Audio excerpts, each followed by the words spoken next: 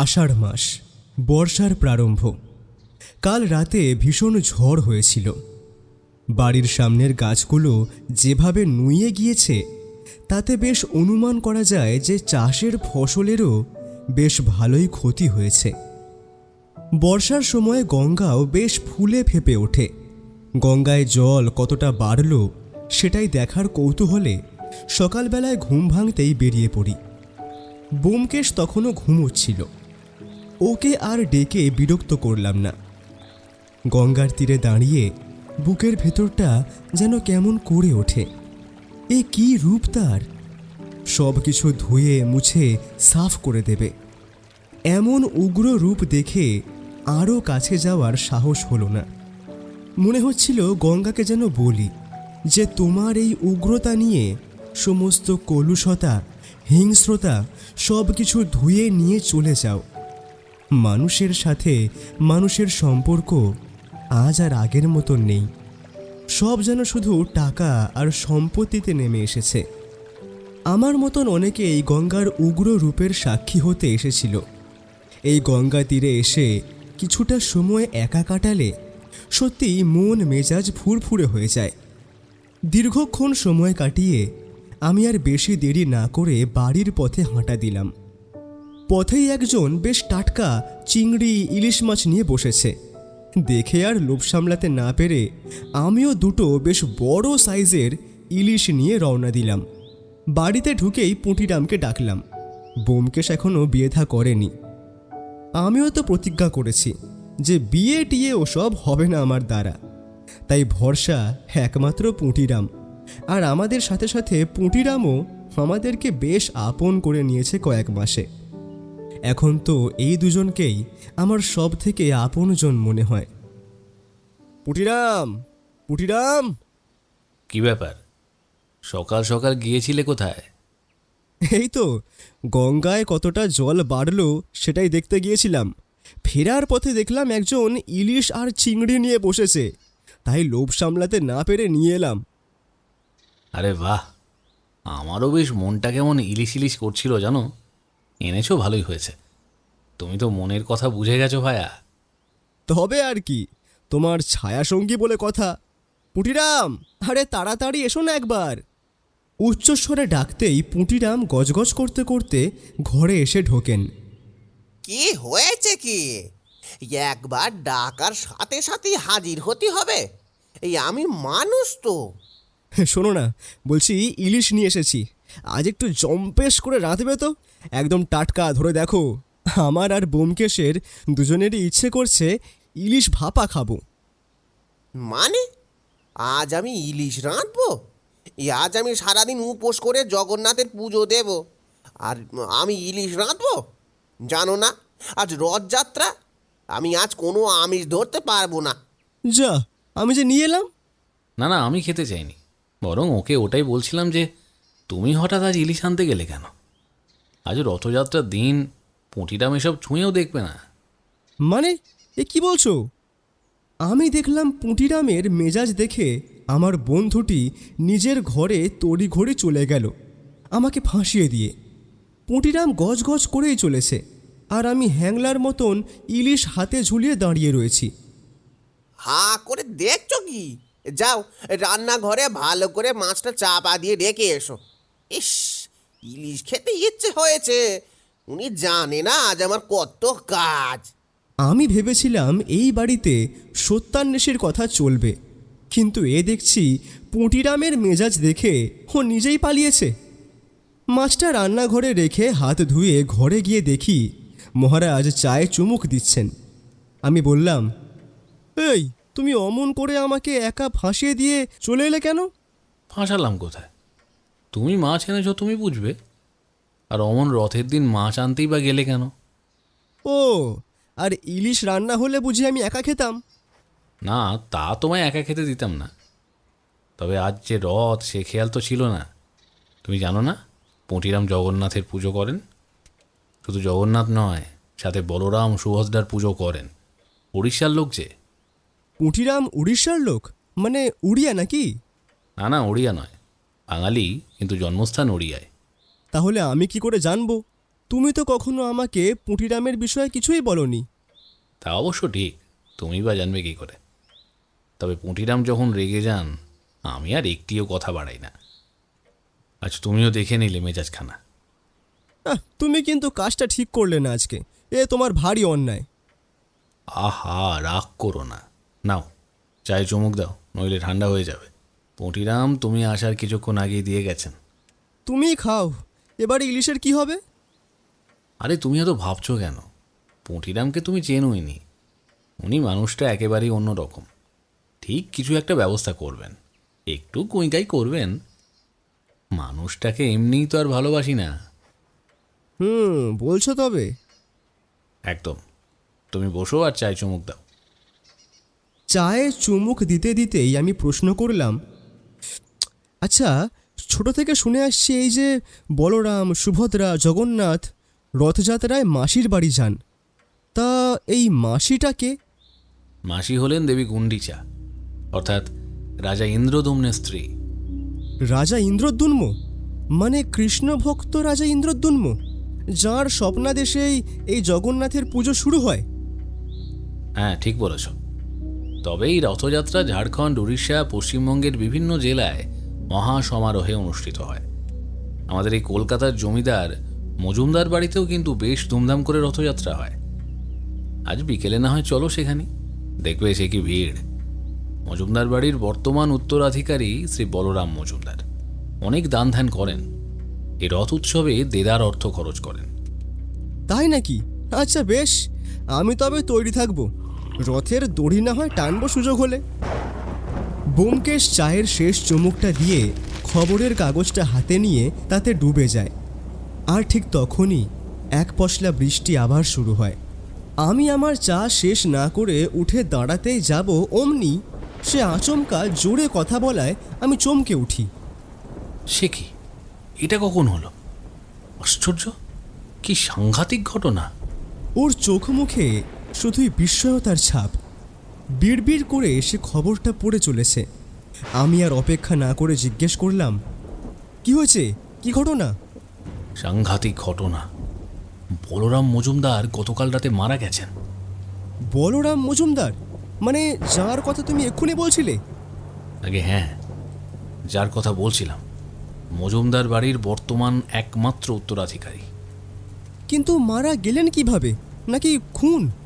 সেটাই তো রহস্য। কাগজে তো তেমন কিছু লেখেনি। আচ্ছা, আমি খোঁজ নিচ্ছি। ব্যোমকেশ তক্তপোষ ছেড়ে টেলিফোনের দিকে এগিয়ে যায়, হয়তো কাউকে টেলিফোন করে খোঁজ খবর নেবে। আর ঠিক তখনই ঘরের টেলিফোনটা বেজে ওঠে। হ্যাঁ, অবশ্যই ওর টেলিফোন, কারণ আমাকে তো আর টেলিফোন করবার মতন কেউ নেই। সে টেলিফোনের রিসিভারটা কানে লাগায়। হ্যাঁ, নমস্কার ভাস্করবাবু, বলুন। হ্যাঁ, এখনই খবরের কাগজে দেখলাম। সে কি মাত্র 27 বছর বয়স ছিল? সত্যিই মর্মান্তিক ঘটনা। তদন্তে কি বুঝছেন? সে কি খুন? রথের চাকার নিচে চাপা পড়ে? হ্যাঁ, সত্যিই এটা অদ্ভুত রকম লাগছে। আচ্ছা আচ্ছা, বেশ, আমি আর আমার বন্ধু এখনই যাচ্ছি। হ্যাঁ, ঠিক আছে, রাখছি। ব্যোমকেশ টেলিফোনের সামনে কিছুক্ষণ দাঁড়িয়ে থাকে, বোধহয় কিছু একটা ভাবছে। কি হলো? অমন দাঁড়িয়ে পড়লে যে? ভাস্কর বাবু কি বললেন?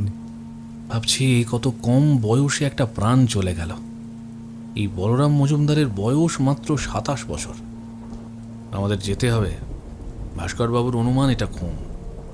ঊর্ধ্বতন কর্তৃপক্ষের কড়া নির্দেশ, এই মৃত্যুর সঠিক তদন্ত করতে হবে। বের হবে কখন? এখনই। কথা শুনে মনে হলো উনি খুব চাপের মধ্যে রয়েছেন। এরপর আমি আর ব্যোমকেশ তৈরি হয়ে বেরিয়ে পড়ি জোড়াবাগান থানার উদ্দেশ্যে। কারণ ভাস্করবাবু প্রথমে এই বিষয়ে আমাদের সাথে থানাতেই কথা বলতে চান। ট্যাক্সি গিয়ে থামে থানার সামনে। থানায় পৌঁছতেই দেখি ভাস্করবাবু কিছু একটা বিষয় নিয়ে গভীর চিন্তায় মগ্ন। ও ঢুকে হাত জোড় করে বলে, নমস্কার ভাস্করবাবু, খুব চিন্তায় আছেন বুঝি? আরে ব্যোমকেশ বাবু যে, আসুন আসুন, বসুন। হ্যাঁ, চিন্তা তো হচ্ছে বটেই। আসলে এই পুজোর দিনকালে কি যে ঘটে গেল, একেবারে মর্মান্তিক ঘটনা। হ্যাঁ, আমিও আজ খবরের কাগজে এই ঘটনাটা পড়লাম, কিন্তু খবরের কাগজে বলরাম মজুমদার কিভাবে মারা গেছেন তা কিন্তু লেখেনি। লেখেনি বলছেন? হয়তো আপনি যেই পত্রিকা রাখেন তাতে নেই, কয়েকটি অখ্যাত পত্রিকায় সব কিছু লিখেছে। এমনকি তদন্ত শুরু না হতেই এই মৃত্যুকে খুন বলে প্রচার চালিয়েছে। আর এদিকে এইসব খবরের পর আমাকে খুবই দুশ্চিন্তার মধ্যে আছি জানেন। শেষে কোনো কুলকিনারা করতে না পেরে আপনাকে টেলিফোন করলাম। ভাবলাম কম সময়ের মধ্যে আপনিই একমাত্র ব্যক্তি যে কিনা আমাকে সহযোগিতা করতে পারেন। চিন্তা করবেন না ভাস্করবাবু, আমি আপ্রাণ চেষ্টা করব আপনাকে সহযোগিতা করার, কিন্তু ঘটনাটা কি হয়েছে সেটা তো জানতে হবে। হ্যাঁ বলছি, শুনুন তবে। গতকাল রাত 9টার দিকে থানায় টেলিফোন আসে যে জমিদার শিবেন্দ্র নারায়ণ মজুমদারের একমাত্র উত্তরাধিকারী শ্রী বলরাম মজুমদার মারা গেছেন রথের চাকার নিচে চাপা পড়ে। মৃতদেহ চাকার নিচ থেকে বের করার কেউ সাহস পাচ্ছে না, তাড়াতাড়ি যেতে হবে। টেলিফোন কে করেছিল? টেলিফোন কে করেছিল সেটা আমিও জানতে চেষ্টা করছি, এখনো উদ্ধার করতে পারিনি। সে কি, যিনি টেলিফোন করেছেন তিনি পরিচয় দেননি? না, তিনি কোনো পরিচয় তো দেননি। এবারে শুনুন, গতকাল সন্ধ্যা থেকেই মুষলধারে বৃষ্টি হয়েই চলেছে। জমিদার বাড়িতে পৌঁছে দেখি তাদের মন্দিরের সামনে যে রথখানা রয়েছে তারই একটি চাকার নিচে চাপা পড়ে আছে বলরাম ওরফে বলাইয়ের মৃতদেহ। বলরামকে সবাই বলাই বলেই ডাকত। বলাইয়ের স্ত্রী শতরূপা দেবী সেই বৃষ্টির মধ্যে স্বামীর মৃতদেহ আগলে কেঁদেই চলেছে। বাড়ির সব পরিচারক পরিচারিকা তারাও দাঁড়িয়ে আছে মন্দিরের সামনে। পরিবারের বাকি লোকজন সব ঘরের বারান্দা চাতাল থেকেই দেখছে সবটা। আমরা গিয়ে মৃতদেহ উদ্ধার করি। ঘাড়ের মধ্যে রথের চাকা পড়াতেই ঘাড়ের স্পাইনাল কর্ড ভেঙে গেছে, যে কারণে মৃত্যু ঘটে বলেই প্রাথমিক অনুমান। আমরা পরিবারের সকলকে জিজ্ঞাসাবাদ করলে কেউই এই ঘটনা কখন হয়েছে কিভাবে হয়েছে কিছুই বলতে পারছে না। শতরূপা দেবী তো কোনো বয়ানই দিতে পারেননি, তিনি তো স্বামী শোকে তখন মুহ্যমান। বুঝলাম, কিন্তু এখানে আপনার উদ্বেগের কারণ কি সেটা তো বুঝলাম না। এটা যদি রথের চাকা চাপা পড়ে মৃত্যু হয় তাহলে তো আর কোনো কিছুরই সন্দেহের জায়গা থাকে না। আছে আছে ব্যোমকেশ বাবু, সন্দেহের জায়গা আছে, সেই জন্যই তো উদ্বেগ। কোথায় সন্দেহের উৎপত্তি? এই যে এটা পড়ে দেখুন, সব বুঝতে পারবেন। আর এই জিনিস আবিষ্কার না হলে বুঝি জানতেও পারতাম না। ভাস্করবাবু তার সামনে রাখা ফাইল থেকে একটি খাম এগিয়ে দেয়। ব্যোমকেশ খাম থেকে একটি কাগজ বের করে, যেটা আসলে ছিল বলরাম মজুমদার অর্থাৎ বলাইবাবুর মৃতদেহের পোস্টমর্টেম রিপোর্ট। ও রিপোর্টটা মনোযোগ সহকারে পড়তে থাকে। পড়া শেষ হতেই বলে ওঠে, সে কি, বলাইবাবুর মৃত্যু তো আনুমানিক সময় সন্ধ্যা 6টা থেকে 7টার মধ্যে হয়ে থাকবে, আর রথের চাকা চাপা পড়ে যাওয়ায় তার মৃত্যু হয়নি। আগেই কোনোভাবে স্পাইনাল কর্ডে আঘাত করা হয়েছে, যার কারণেই মৃত্যু হয়েছে, এমনটাই রিপোর্ট বলছে। ঠিক তাই। এই রিপোর্ট আমি আজ সকাল 8টার সময় পেয়ে যাই। ডক্টর অভয়ের কাছ থেকে ময়নাতদন্ত রিপোর্ট নিয়ে সুনিশ্চিত হয়েই সোজা রওনা দিই জমিদার বাড়িতে। তার আগে আর একটা কথা আপনাকে বলা হলো না, সেটা হচ্ছে যে আমরা যখন বলাইয়ের মৃতদেহ ময়নাতদন্তের জন্য পাঠাবো তখন জমিদার বাবু সহ তার পরিবারের সকলেই বাধা দেন। তারা জানান যে কোনো মতেই বলাইয়ের মৃতদেহ কাটাছেঁড়া হোক তারা চান না। আমি সেখানে রীতিমতো জোর খাটিয়ে মৃতদেহ নিয়ে চলে আসি। মৃতদেহ মর্গে পাঠিয়ে থানায় আসতেই হেডকোয়ার্টার থেকে টেলিফোন আসে আমি যেন দ্রুত তাদেরকে মৃতদেহ পৌঁছে দিই, আর এটা কোনো খুনের ঘটনা নয়, যে এটা নিয়ে বেশি চর্চা করতে হবে না। হেডকোয়ার্টার থেকে টেলিফোন? কিন্তু এইটুকু সময়ের মধ্যে হেডকোয়ার্টারে খবর দিল কে? আর তাছাড়া পত্রিকায় আজ খবর প্রকাশিত হয়েছে। এত তাড়াতাড়ি এত দূরে খবরটা পৌঁছানো সত্যিই ভাববার বিষয়। আমিও অবাক হয়েছি জানেন। হেডকোয়ার্টারের টেলিফোন পাওয়া মাত্রই আমি ডক্টর অভয়কে টেলিফোন করে জানাই যে অতি দ্রুত যেন আমাকে রিপোর্টটার ব্যবস্থা করে দেয়। আপনি পরের পাতাটা পড়েননি ব্যোমকেশবাবু? সেটা একবার পড়ে দেখুন, আপনার সন্দেহ এবারে দানা বাঁধতে বাধ্য। ব্যোমকেশ পড়তে শুরু করে। আমি ওর দিকে তাকিয়ে থাকি। ওর ভ্রুকুঞ্চন আর চোখের বিস্ময়তা আমাকে বলে দিচ্ছিল এই মৃত্যুতে রহস্য আর জটিলতা তো কিছু আছেই। ও পড়া শেষ করতেই বলে ওঠে, কি সাংঘাতিক! বলাইয়ের রক্তে বিষ পাওয়া গেছে। রিপোর্ট বলছে দীর্ঘদিন ধরে তার শরীরে অর্থাৎ রক্তে বিষ দেওয়া হচ্ছিল। ব্যোমকেশের মুখে কথাটা শুনে আমিও হতভম্ব হয়ে যাই। বিষ? কি বিষ? আর্সেনিক। দীর্ঘদিন ধরে কোনোভাবে বলাইবাবুর খাবারে বা জলে আর্সেনিক মেশানো হচ্ছিল, আর সেটা প্রতিনিয়ত আরও দিন কয়েক চললে তিনি মারাত্মক অসুস্থ হয়ে পড়তেন। এরপর মৃত্যু অনিবার্য ছিল। তাহলে এবারে বলুন রহস্য দানা বাঁধবে কিনা। আমি রিপোর্ট দেখে আর অপেক্ষা না করেই জমিদার বাড়ি পৌঁছই।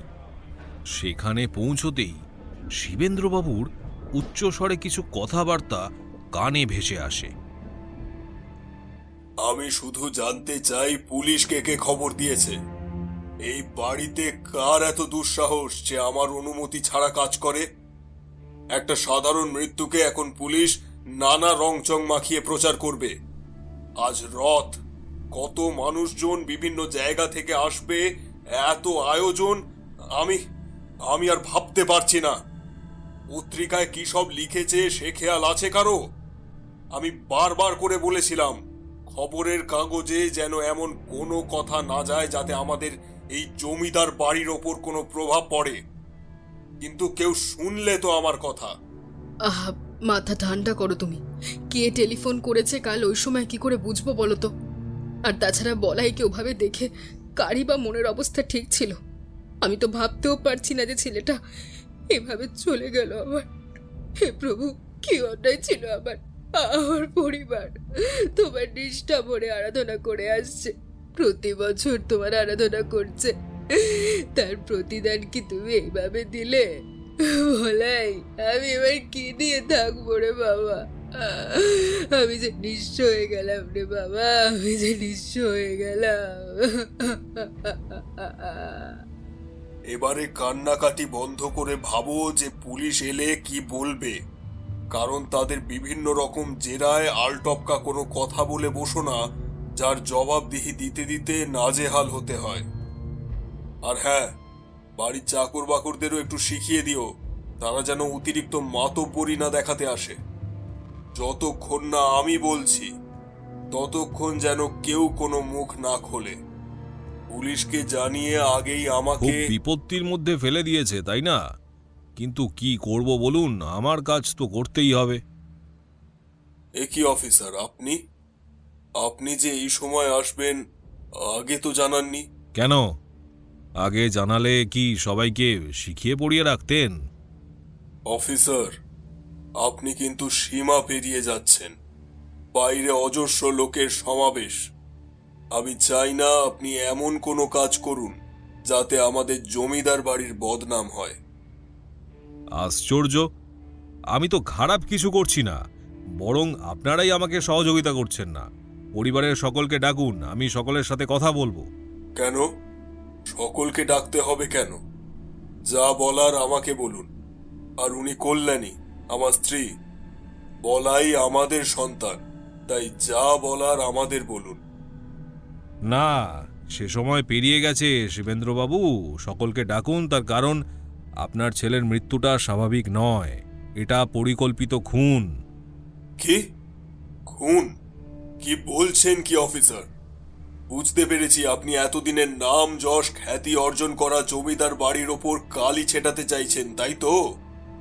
আপনিও দেখুন আমি কি করতে পারি। কি করলেন উনি এরপর?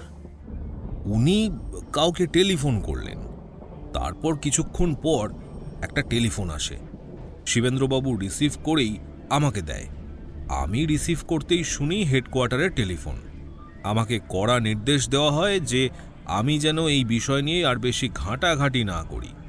আমি অনেকবার ময়নাতদন্ত রিপোর্টের কথা বলার চেষ্টা করি, কিন্তু কোনো লাভ হয় না। আমাকে open and shirt case close করতে বলা হয়, মৃতদেহ পরিবারের হাতে তুলে দিতে বলা হয়। শেষে আর কি করব, আমাকে সেখান থেকে চলে আসতে হয়। তাহলে এবারে আপনাকে এর তদন্ত করতে তো বাধা দিয়ে দিয়েছে। আপনি কি এবারে একা একা তদন্তে নামবেন নাকি? না ব্যোমকেশ বাবু, একা কোনো সিদ্ধান্ত নেওয়ার ক্ষমতা আমার এই বিষয়ে নেই। আমি থানায় এসে মর্গে টেলিফোন করে জানাই যে মৃতদেহ জমিদার বাড়িতে পৌঁছে দিতে। আমি থানায় আসার ঘণ্টাখানেক বাদে আমার একটা টেলিফোন আসে, কল্যাণী দেবীর টেলিফোন। তার গলা ভারী শোনাচ্ছিল, বোধহয় কান্না চেপে কথা বলছিলেন। তিনি বলেন, হ্যালো স্যার, আমি মজুমদার জমিদার বাড়ি থেকে বলছি, কল্যাণী দেবী, বলাইয়ের মা। আপনার সাথে আমার একটু জরুরি কথা ছিল। হ্যাঁ বলুন, কি করতে পারি?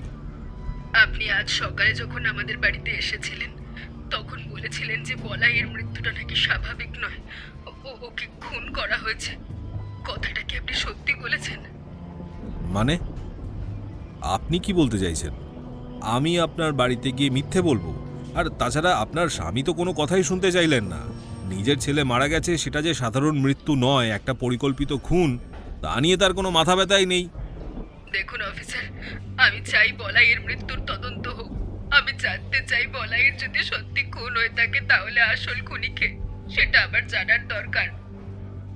দেখুন কল্যাণী দেবী, আপনি কথাটা ভেবে বলছেন তো? কারণ এই খুনের পেছনে আপনার পরিবারের কারো হাত থাকতে পারে, এমনকি আপনার স্বামী শিবেন্দ্র নারায়ণ বাবুও খুনি হতে পারেন।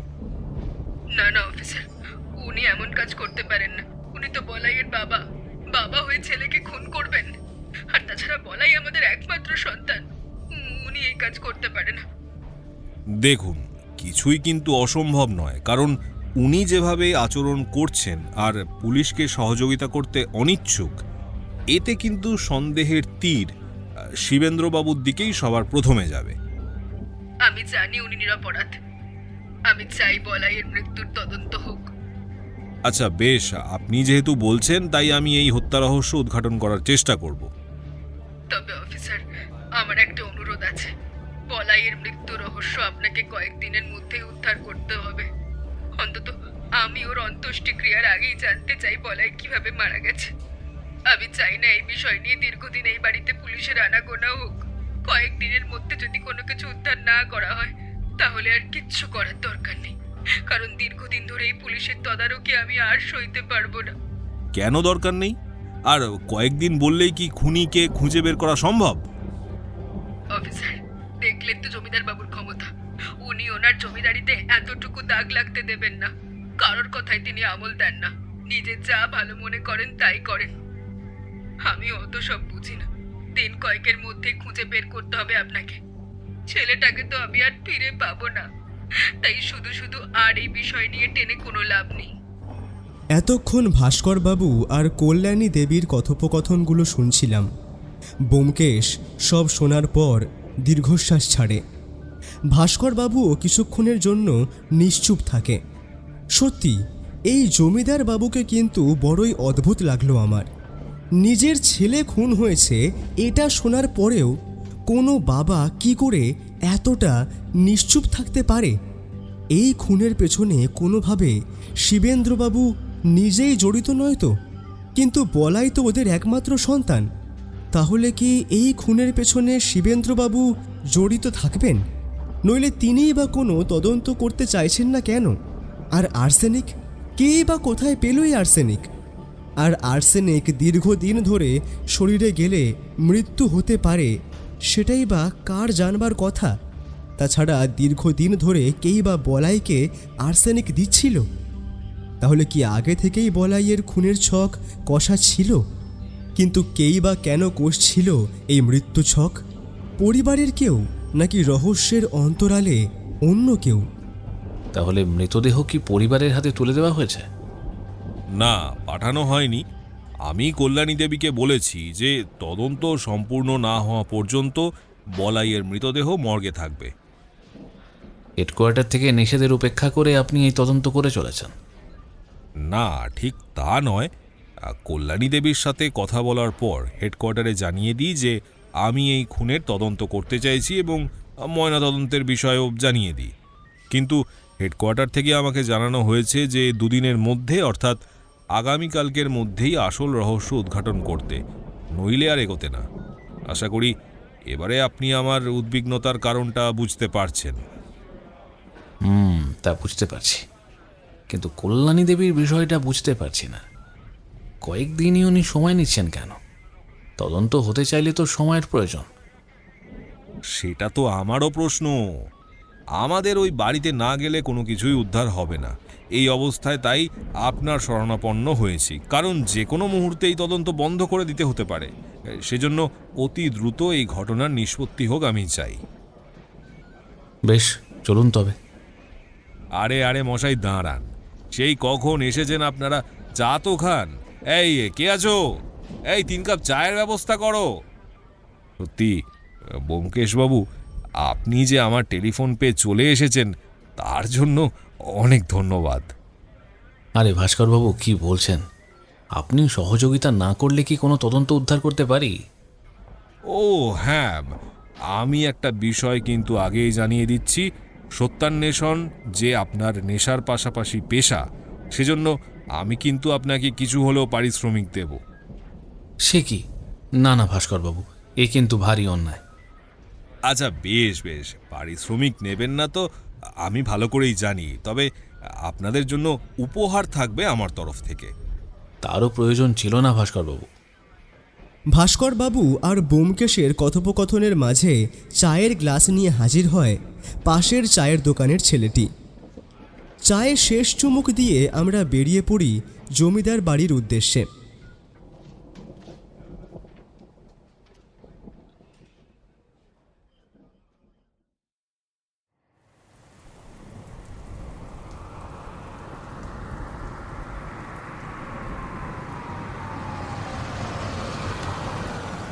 পুলিশের জিপ গাড়িটা জমিদার বাড়ির সামনে থামতেই দেখি সে কি অজস্র ভিড় মানুষের। এদিকে ইলশে গুড়ি বৃষ্টি হয়েই চলেছে। মন্দির খোলাই রয়েছে, কিন্তু এবছর যে পুজো হচ্ছে না সেটা বুঝিয়ে লোকেদের ফিরিয়ে দেওয়ার জন্য কয়েকজন লোক রাখা হয়েছে। ধুতি পাঞ্জাবি পরিহিত আর কোমরে গামছা বাঁধা লোকগুলো ক্রমশ ভিড় ফাঁকা করার চেষ্টা করে চলেছে। আমরাও ভিড় ঠেলে এগিয়ে যাই সামনের দিকে। সবার প্রথমে অফিসার ভাস্করবাবু, তারপর ব্যোমকেশ, এরপর আমি, আর আমার পেছনে 2জন কনস্টেবল রয়েছেন। সবার প্রথমে অফিসার ভাস্করবাবু, তারপর অজিতেশ, এরপর আমি, আর আমার পেছনে 2জন কনস্টেবল রয়েছেন। বেশ বিশাল জায়গা জুড়ে এই জমিদার বাড়ি।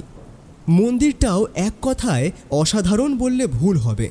চারিদিক ফুল দিয়ে সাজানো থাকলেও অঝোর ধারার বৃষ্টি আর কিছুই বাকি রাখেনি। আমরা ভেতরে প্রবেশ করতেই একজন পরিচারক বাড়ির কাউকে খবর দিতে যায়। ততক্ষণে ভাস্করবাবু আমাদেরকে বলাইয়ের মৃতদেহ কোথায় ছিল সেই জায়গায় একবার নিয়ে যান। আসুন, এই মন্দিরের পেছন দিকটায় রথটা রাখা আছে। এখান থেকেই রথটা টেনে নিয়ে বাইরে নিয়ে যাওয়া হতো। ওই দেখুন, রথের বাঁ দিকের চাকার নিচে চাপা পড়েছিল বলাইয়ের মৃতদেহ। ছেলেটা কম বয়সে বেশ ভালোই জমিদারি সামলাচ্ছিল। ভাস্করবাবু আমাদেরকে জায়গাটা বেশ ভালো করেই দেখাতে থাকেন। রথের জায়গাটা বৃষ্টির জলে কর্দমাক্ত হয়ে এক বিশ্রী অবস্থার সৃষ্টি হয়েছে। কোথাও পা ফেলাই যাচ্ছে না। ব্যোমকেশ বেশ ভালোভাবে সবটা নিরীক্ষণ করতে থাকে। রথের চাকাটাকেও দেখলাম ও ধরে ধরে দেখছে। রথ টানার দড়িটাও কাদায় লেপ্টে রয়েছে। রথটাও লক্ষ্য করলাম বেশ অনেক উঁচু বানানো হয়েছে, সাজানোও হয়েছে অসাধারণ সুন্দর। রথের চাকাটাও ভারী বেশ ভালোই হবে, কারো ঘাড়ের ওপর পড়লে স্পাইনাল কর্ড ভাঙতে বাধ্য। কিন্তু এত বড় রথটার নিচে চাপা পড়লই বা কেমন করে? একা কি কারো পক্ষে আদৌ সম্ভব যে এই রথ তুলে তারপর কারো ঘাড়ের ওপর ফেলে দেওয়া? আশ্চর্যকর কিছু তো হয়েছে। কি ব্যাপার অফিসার, আপনি আবার এসেছেন যে? আর এনারা কারা? হ্যাঁ, আবার আসতেই হলো শিবেন্দ্রবাবু। ইনি হলেন সত্যান্বেষী ব্যোমকেশ বাবু, আর উনি অজিত বাবু, ওনার সহযোগী। শিবেন্দ্রবাবু আচমকাই পেছনে এসে উপস্থিত হন। তিনি এবারে সত্যান্বেষী শব্দটা শুনে বেশ দমে গেলেন বোধ করি। আমরা হাত জোর করে নমস্কার জানালাম।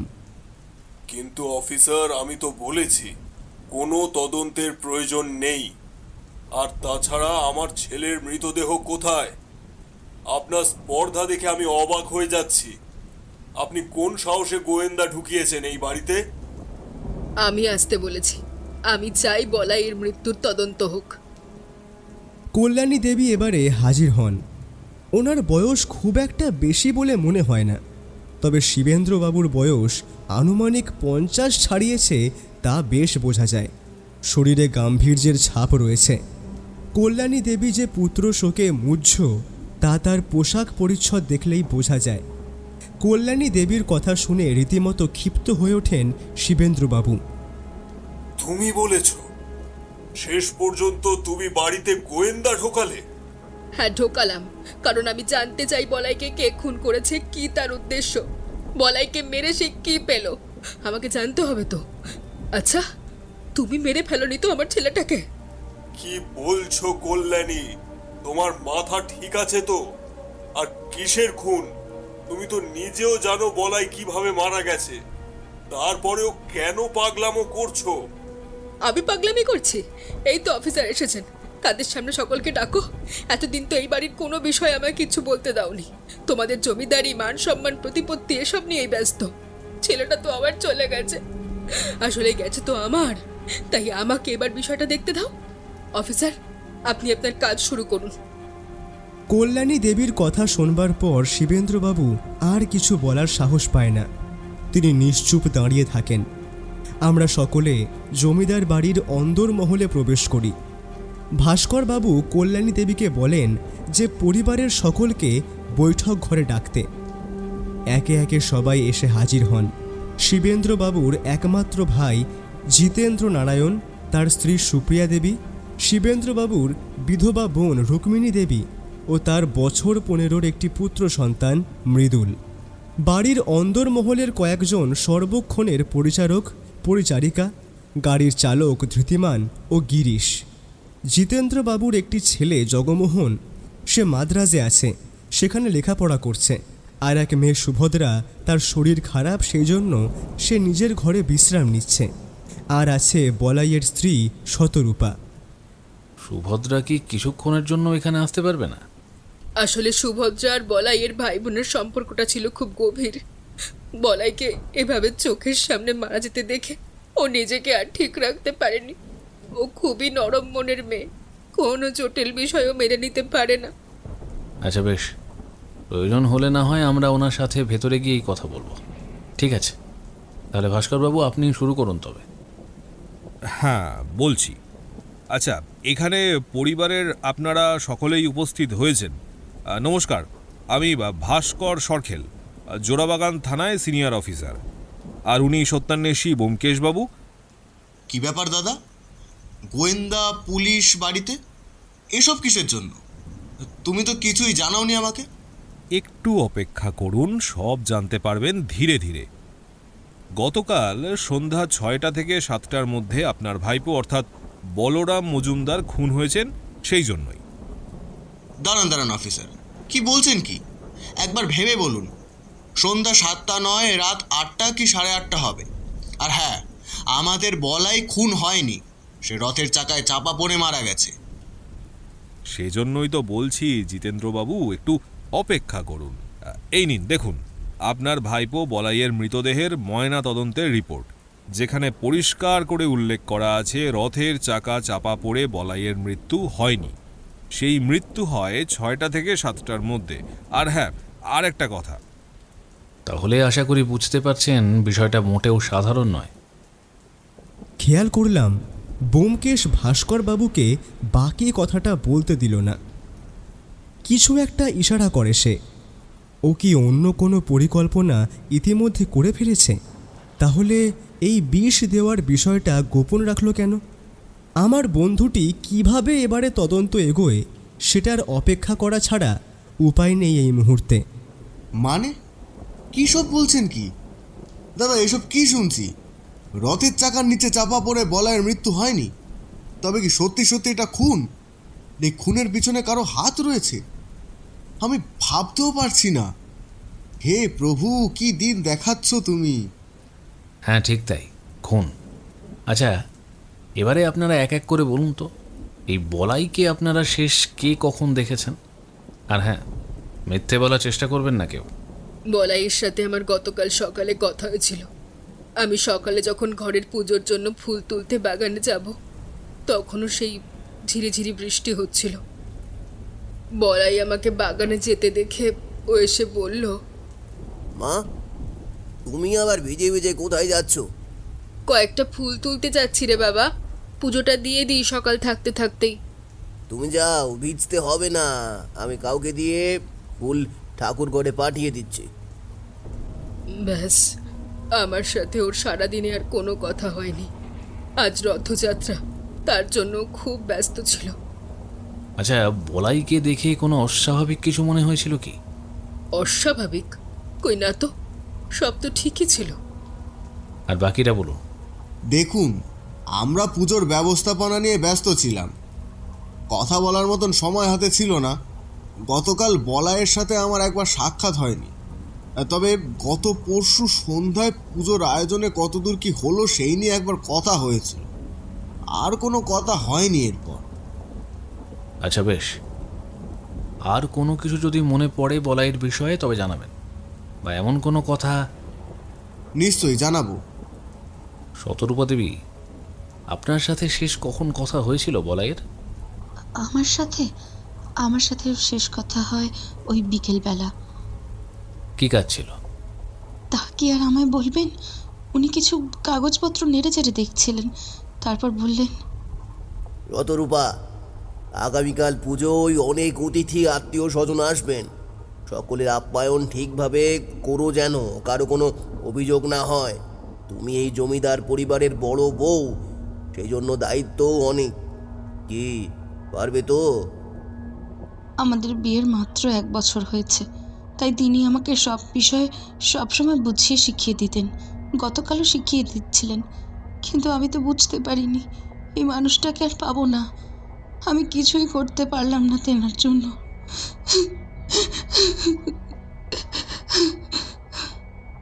আচ্ছা মৃদুল, তুমি কিছু বলবে?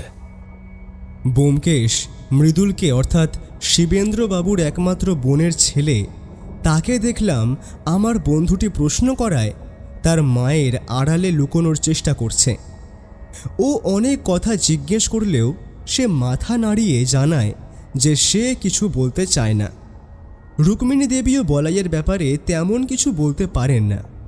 আর ঠিক তখনই জিতেন্দ্রবাবুর স্ত্রী সুপ্রিয়া দেবী বলেন, আমার যতদূর মনে হয় বলাই কোনো কিছু বিষয় নিয়ে খুব চিন্তিত ছিল।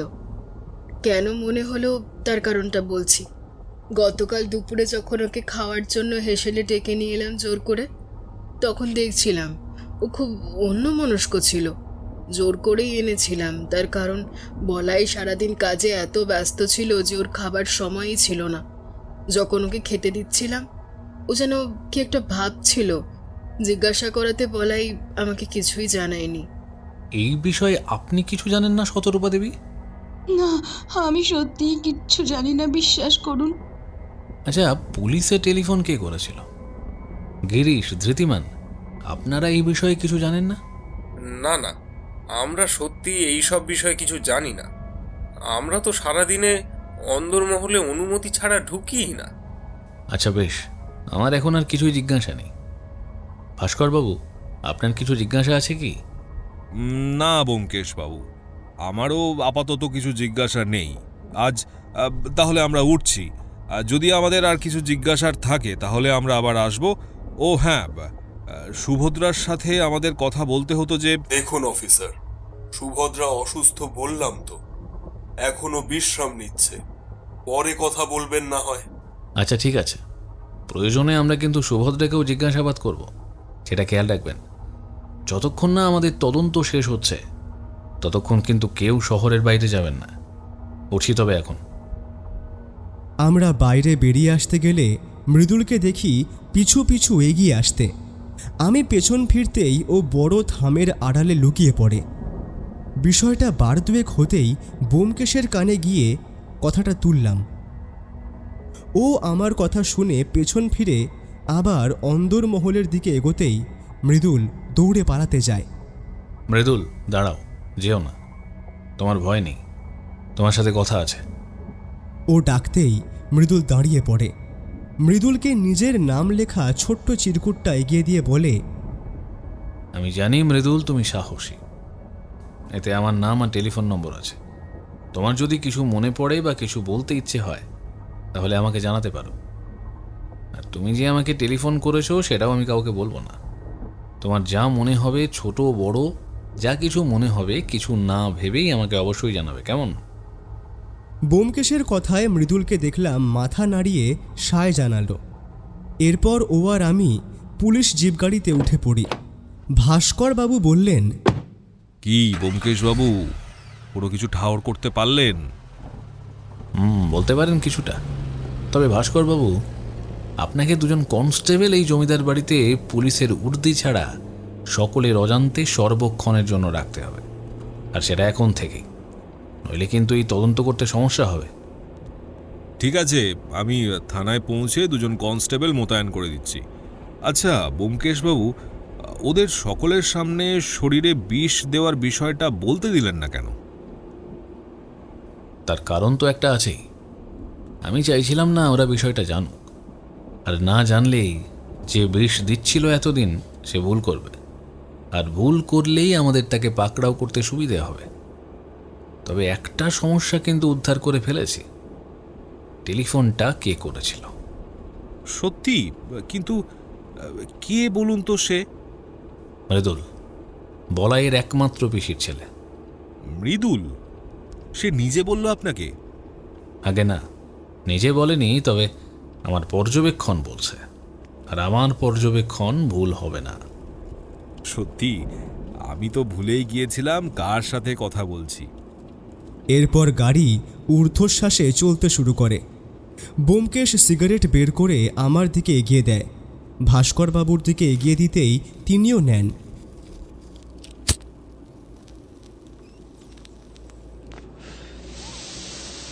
তিনজনেই নিশ্চুপ থেকে সুখ টান দিতে দিতে আমাকে আর ওকে বাড়ির সামনে নামিয়ে দিয়ে ভাস্করবাবু থানায় চলে যান।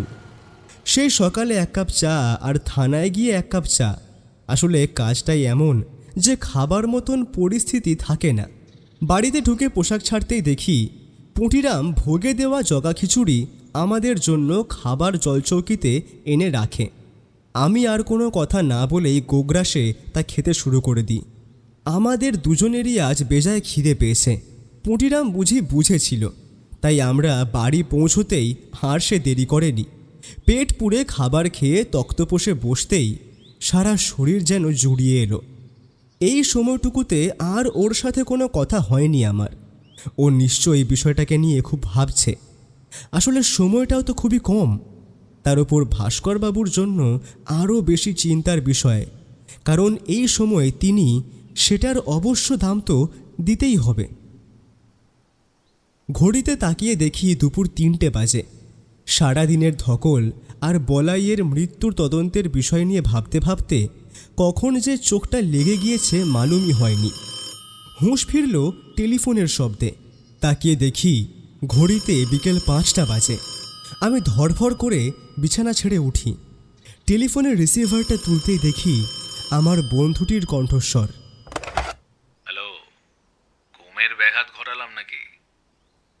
সে কি ব্যোমকেশ, তুমি এখন কোথায়? আর আমাকে ডাকলে না কেন? আমিও তো যেতাম। আসলে তুমি ঘুমোচ্ছিলে দেখে আর ডাকিনি, সারাদিন ক্লান্ত হয়ে গিয়েছো তাই। এ তোমার ভারী অন্যায় ব্যোমকেশ। যাই হোক, এখন আছো কোথায়? আমি এখন থানা থেকে কথা বলছি। আরও কয়েকটি জায়গায় যেতে হবে, আমার বাড়ি ফিরতে রাত হবে।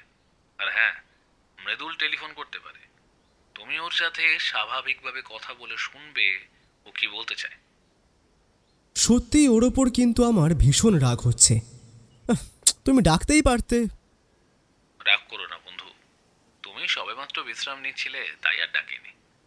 তবে তোমার আরও কাজ আছে, আমি সময় করে টেলিফোন করে বলবো। এখন রাখছি। ওর এমন ব্যবহারে মাঝে মাঝে আমার ভারী রাগ হয়, তবে মানুষটার ওপর আবার বেশিক্ষণ রাগ করে থাকাই যায় না। এখন সে যতক্ষণ না আসে ততক্ষণ অপেক্ষা করতে হবে। ঘন্টা দুয়েক বাদে আবার টেলিফোনটা বেজে ওঠে। হ্যাঁ, তুমি এক্ষুনি বাড়ি থেকে বের হয়ে শিয়ালদা যাও।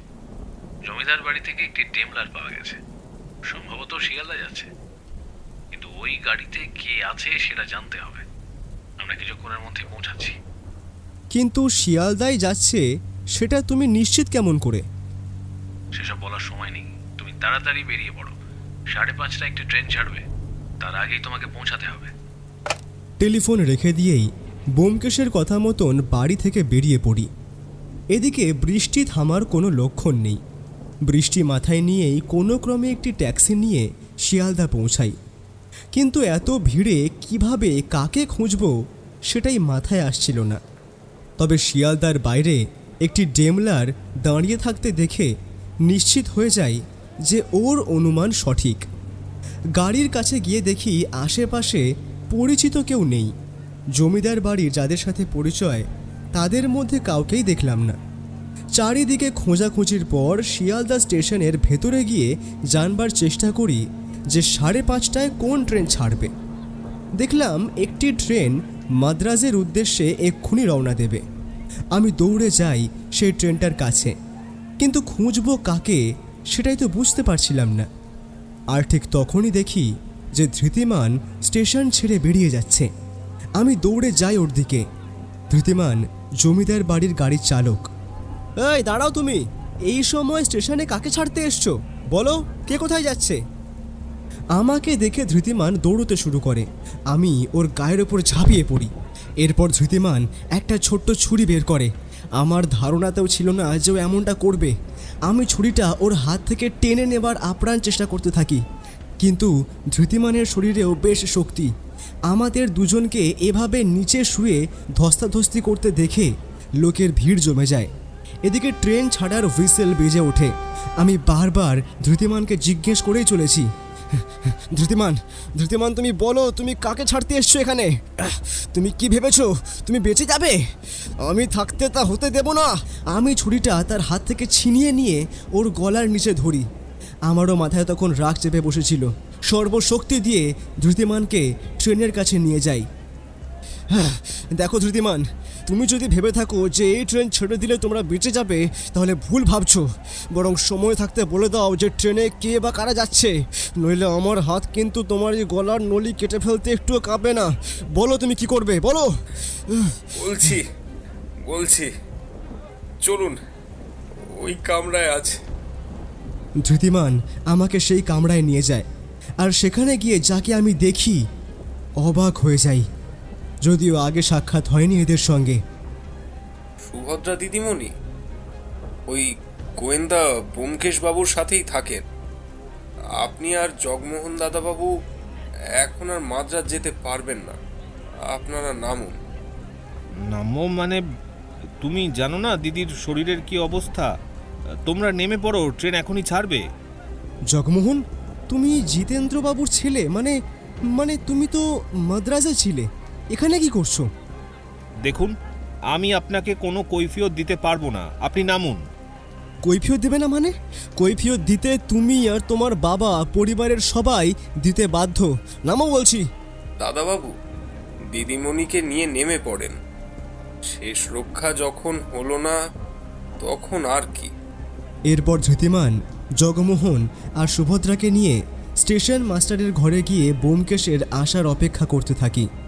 ধৃতিমানকে দিয়ে শিবেন্দ্রবাবুকে টেলিফোন করে তাকেও আসতে বলি। সুভদ্রাকে লক্ষ্য করলাম সে তখন থেকে কোনো কথা ব্যয় করেনি, চোখ বন্ধ করে চুপচাপ এক কোণে বসে আছে। আমি কথোপকথন শুরু করতেই পারতাম, কিন্তু ও না আসা পর্যন্ত আমি কোনো কথা বাড়ালাম না। আমরা এখানে কতক্ষণ বসে থাকবো বলতে পারেন? যতক্ষণ না ব্যোমকেশ আর পুলিশ এসে পৌঁছাচ্ছে। লক্ষ্য করলাম জগমোহনের বয়সও বেশি নয়, 22 কি 23 হবে। আর সুভদ্রা বয়সে বড়। সুভদ্রা বলাইয়ের থেকেও বড়, কিন্তু বিয়ে থা করেনি। জিজ্ঞেস অনেক কিছুই করার ছিল, কিন্তু চুপচাপ বসে রইলাম। ধৃতিমানের সাথে লড়াই করতে গিয়ে হাতের তালুর কিছুটা জায়গা কেটে গিয়েছিল, ওটাই এখন খুব জ্বলছে। কিন্তু এদেরকে ছেড়ে তো যেতেও পারবো না, তাই রুমালটা হাতে বেঁধে বসে রইলাম। কিছুক্ষণ পর দেখি ব্যোমকেশ হন্তদন্ত হয়ে আসে, সঙ্গে অফিসার ভাস্কর বাবু আর দুজন কনস্টেবলও রয়েছেন। আরে এই তো ওরা এসে পড়েছে। কি তুমি দেরি করলে কেন এত? কোথায় গিয়েছিলে? সব বলছি পরে। তুমি কে, আর কারা ছিল ওই ডেমলারে? ও জগমোহন, জিতেন্দ্র বাবুর ছেলে, আর ও সুভদ্রা। শরীর যে অসুস্থতা দেখেই বোঝা যাচ্ছে, তখন থেকে নিশ্চুপ হয়ে বসে রয়েছে। আর এই যে ধৃতিমান, ওই ওদেরকে এখানে ট্রেনে ধরিয়ে দিতে এসেছিল। জগমোহন? কিন্তু সে নাকি মাদ্রাজে, এখন কি করছে? আর এরা দুজন যাচ্ছিলই বা কোথায়? জিজ্ঞেস করেছিলাম, বলছে আমাকে নাকি কোনো রকম কৈফিয়ত দিতে বাধ্য নয়। আচ্ছা, তাই বুঝি। আমিও দেখছি কৈফিয়ত না দিয়ে যাবে কোথায়। তা বলো হে জগমোহন, তুমি যখন কলকাতাতেই আছো, তাহলে তোমার বাড়ির লোক মিথ্যে বলছিল কেন? কেউ মিথ্যে কথা বলেনি ব্যোমকেশ বাবু। জগমোহন দাদাবাবু সত্যিই কলকাতায় ছিল না, সে মাদ্রাজেই ছিল। তাহলে সে এখানে কি করছে? জমিদার বাবুর কথা মতন সে এসেছে আজই। মানে? তুমি দাঁড়াও, আমি জগমোহনের কাছ থেকে শুনতে চাই। কৈফিয়ত তো তোমাকে দিতেই হবে জগমোহন। বলো সুভদ্রার কি হয়েছে, আর তাকে নিয়ে কোথায় যাচ্ছ? আমি সুভদ্রা দিদিকে নিয়ে মাদ্রাজ যাচ্ছিলাম। জ্যাঠামশাই বলেছেন সুভদ্রা দিদির নাকি ভীষণ শরীর খারাপ, তাকে শহরের বাইরে চিকিৎসা করানো জরুরি। তাই আমি তড়িঘড়ি গতকাল ট্রেন ধরে আজই চলে আসি স্টেশনে। আমি স্টেশনেই ছিলাম, ধৃতিমান সুভদ্রা দিদিকে নিয়ে আসে। সুভদ্রার কি হয়েছে, আর তুমি বাড়িতে না গিয়ে এখানেই রয়ে গেছো যে? আর ঠিক তখনই হন্তদন্ত হয়ে প্রবেশ করে শিবেন্দ্রবাবু। ও কিছু জানে না, ওরা অনেক ছোট, ওদের বোধ বুদ্ধি নেই, ওদের ছেড়ে দিন। ছেড়ে দেব? ছেড়ে দেব, নিশ্চয়ই ছেড়ে দেব, যদি ওরা নির্দোষ থাকে তবেই। সুভদ্রার কি হয়েছে? আর সুভদ্রার কপালে হাত দিয়ে দেখো তো জ্বর আছে কিনা। আমি সুভদ্রার কপালে হাত রাখতেই দেখি জ্বরে ওর শরীর পুড়ে যাচ্ছে। ব্যোমকেশকে বললাম, সুভদ্রাকে কিন্তু হাসপাতালে ভর্তি করতে হবে দ্রুত। সে তো অবশ্যই, কিন্তু তার আগে সত্যতা জানতে হবে যে। বলুন শিবেন্দ্রবাবু, আপনি সত্যিটা বলতে যত দেরি করবেন, সুভদ্রার শরীরের অবনতি তত হবে। দয়া করুন ব্যোমকেশ বাবু। অফিসার, আপনি অন্তত বুঝুন, সুভদ্রার শরীরের অবনতি হয়েই চলেছে। আপনি কি সত্যিটা বলবেন? বলছি, তবে আপনারা কথা দিন, সব শোনার পর সুভদ্রাকে আপনারা তাড়াতাড়ি হাসপাতালে ভর্তি করবেন। আমরা মানুষ শিবেন্দ্রবাবু, পাশবিক নই। জগমোহন, তুমি সুভদ্রার হাতগুলো থেকে চাদরটা সরাও তো। সুভদ্রার হাতগুলো বের করতেই দেখলাম কেমন চামড়া উঠে গিয়ে ঘায়ের মতো হয়ে গিয়েছে হাতের তালুতে। ব্যোমকেশ এর কারণটা উদ্ঘাটন করে। দেখুন ভাস্করবাবু, সুভদ্রার হাতের অবস্থা, এগুলো সবই আর্সেনিকের প্রভাব। মানে সুভদ্রাই তার মানে বলাই কি আর্সেনিক দিত? সেটা তো শিবেন্দ্রবাবুই বলবেন। হ্যাঁ, বলাইকে আর্সেনিক সুভদ্রাই দিত গোপনে। সেটা 1 মাস থেকে ও খাবারে পানীয়তে মিশিয়ে দিচ্ছিল। আমি সেটা জানতামই না। আর এইবার আর্সেনিকের কারণেই বলাই বারবার অসুস্থ হয়ে পড়ছিল। ডায়রিয়া, বমি সারাক্ষণ লেগেই রয়েছে। ডাক্তার ওষুধ দিচ্ছে, কিন্তু রোগের কোনো লক্ষণ ধরতে পারছিল না। 2 দিন আগে আমি আর বলাই রথযাত্রায় আয়োজন নিয়ে আলোচনা করছিলাম। তখনই সুভদ্রা বলাইয়ের জন্য দুধের গ্লাস নিয়ে যায়। বলাই ব্যস্ততায় খেতে চায় না। বলাই সুভদ্রাকে খুব ভালোবাসতো। সেদিন কি মনে হতেই বলাই ওকে কাছে ডেকে জোর করে দুধ খাইয়ে দেয়। সুভদ্রা কিছুতেই খেতে চাইছিল না, কিন্তু সকলের সামনে না করতে পারেনি। কোনো রকমেও দুধটা খেয়ে ঘরে ঢুকে বমি করতে শুরু করে। সেদিন আর্সেনিকের পরিমাণ ও বেশি মিশিয়েছিল। ছোট থেকেই সুভদ্রার শরীরে রোগ প্রতিরোধ ক্ষমতা কম। আমি বলাইয়ের ঘর থেকে বেরিয়ে যাওয়ার সময় ভাবলাম সুভদ্রার সাথে দেখা করে যাই। আর তখনই ঘরে গিয়ে ওর ওই অবস্থা দেখি। আমি জিজ্ঞেস করলেও বলতে চায় না। পরে ঘরে লক্ষ্য করি আর্সেনিকের অনেকগুলো শিশি। আমার আর বুঝতে বাকি থাকে না যে দুধে আর্সেনিক ছিল। আমি কাউকে কিছু না জানিয়ে ডাক্তার ডেকে ওকে সাময়িক সুস্থ করে তুলি। পরে আমি একা সুভদ্রাকে জিজ্ঞেস করি ও কবে থেকে বলাইকে আর্সেনিক দিচ্ছে আর কেন। তারপর ও যা বলে আমার আর কিছুই বলার ছিল না ওকে। কি বলেছিল সুভদ্রা? চুপ করে না থেকে বলুন। সুভদ্রা জেনে গিয়েছিল যে বলাই ওর ভাই নয়, এমনকি ও এই বংশেরও কেউ নয়। কিন্তু মজুমদার বাড়ির নিয়ম, বড় ছেলেরাই জমিদারির সিংহাসনে বসার সুযোগ পায়, তারই হুকুম চলবে। আর শিবেন্দ্র নারায়ণের পর বলাইয়ের স্থান। কিন্তু বলাই তো এই বংশেরই কেউ নয়। সেই হিংসেটাই কাজ করেছিল সুভদ্রার মনে। আপনি কি করে জানলেন এত কিছু? আমি কি করে জানলাম সেটা পরের বিষয়, আপনি বলতে থাকুন। ডক্টর প্রতাপ চৌধুরীকে আমি প্রতি মাসে টাকা পাঠাতাম আমার জীবনের একটি গুরুত্বপূর্ণ ঘটনা সকলের কাছ থেকে লুকিয়ে রাখার জন্য। সেটা হচ্ছে বলাই আমার ছেলে নয়। আমাদের জমিদারির নিয়ম রয়েছে, ব্যোমকেশ বাবু ঠিকই বলেছেন, বড় ছেলেরাই রাজত্ব পাবে। আর আমাদের কোল আলো করে মেয়ের জন্ম হয়। ওদিকে একই দিনে আমার ভাইয়ের ঘরে পুত্র সন্তানের জন্ম হয়। আমি রাতারাতি ছেলে মেয়ে পাল্টে ফেলি। ভাইয়ের ছেলে আমার ছেলের মতনই বড় হতে থাকে। কিন্তু 5 বছর যখন বয়স, তখন আমি ওকে নিয়ে দীঘা গিয়েছিলাম আমার ব্যবসার কাজে। আর আমাদের সাথে আমার বাড়ির অতি পুরনো পরিচারক ভীম সিংহ যায়। তার আবার বলাইয়ের সমবয়সী ছেলে ছিল। দুজনের ভীষণ ভাব ছিল। দীঘার সমুদ্রে বলাই আর ভীম সিংহের ছেলে মুকুন্দ খেলতে থাকে। হঠাৎ জোরে একটা ঢেউ আসে আর ওদের দুজনকে ভাসিয়ে নিয়ে যায়। ওদের বাঁচাতে ভীম সিং দৌড়ে যায়, সেও ভেসে যায়। তারপর এক মাঝি শুধু মুকুন্দকে উদ্ধার করতে পারে। মুকুন্দকে যখন হাসপাতালে ভর্তি করি তখন ওর কোনো জ্ঞান নেই, মাথায় চোট পায় ও খুব, আর পুরনো কিছুই মনে ছিল না। আমি ঠিক করি ওকেই বলাই করে রাখবো আমার কাছে, কিন্তু বাড়িতে নিয়ে গেলে সবাই চিনে যাবে। তাই আমি আর ওকে বাড়িতে না নিয়ে গিয়ে মাদ্রাজ পাঠিয়ে দিই। দীর্ঘ 20 বছর পর ও বাড়িতে আসে, আর এই জন্য আমার স্ত্রীর বহু অভিযোগ আমাকে নিয়ে। এই কথাগুলো জগমোহন মাদ্রাজেই কোনোভাবে জেনে যায় আর সুভদ্রাকে সে জানায়। সুভদ্রা আমাকে ডক্টর প্রতাপ চৌধুরীকে টাকা দেওয়ার সময় কথা বলতে শুনে ফেলে, কিন্তু সেসবও কিছুই জানায়নি আমাকে। ও ঠিক করে বলাইকে শেষ করে দেবে। এটা আমি শোনার পর কি করব বুঝতে পারছিলাম না, কিন্তু তারপরই গতকাল বলাইয়ের মৃত্যু। আমি ভেবেছি এসবের মধ্যে ও জড়িয়ে গেলে সুভদ্রার বিপদ। তাই জগমোহনকে টেলিফোন করে বলি যে ওকে মাদ্রাজ নিয়ে যেতে। এত সব কথা প্রতাপ চৌধুরী কি করে জানলো? দীঘার সমুদ্রে মুকুন্দকে বাঁচানোর পর আমার মাথায় শুধু প্রতাপ চৌধুরীর কথাই আসে। সেই আমাকে মাদ্রাজে সমস্ত বিষয়ে সহযোগিতা করে, আর মাদ্রাজে থাকাকালীন প্রতাপবাবুই মুকুন্দর খেয়াল রাখত। বুঝলাম, এ তো দেখছি রহস্যের কোনো শেষ নেই। কিন্তু বলাই মানে মুকুন্দ, তার তো মৃত্যু আর্সেনিক থেকে হয়নি, ঘাড়ের হাড় ভেঙে হয়েছে।